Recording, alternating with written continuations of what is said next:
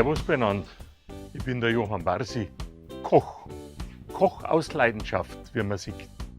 Seit fast 30 Jahren bin ich hier im Forsthaus Kasten, tief im Wald zwischen München und dem Starnberger See im Herzen der Natur.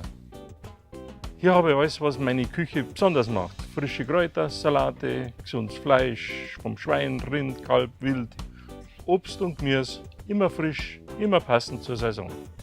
Mein Motto: gutes Essen ist nicht teuer.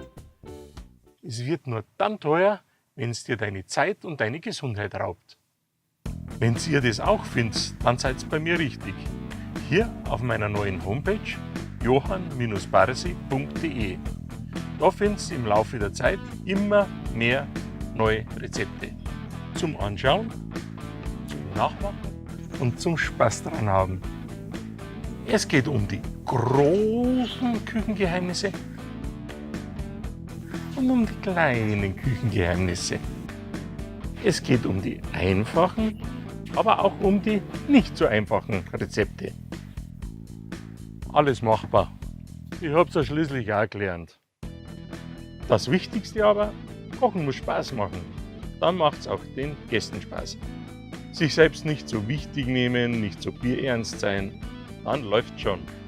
Diesen Spaß, den könnt ihr auch haben.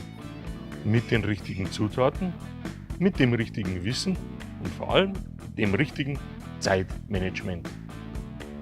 Dies alles und noch viel mehr gibt's jetzt auf johann-barsi.de und täglich bei Facebook, Instagram und YouTube.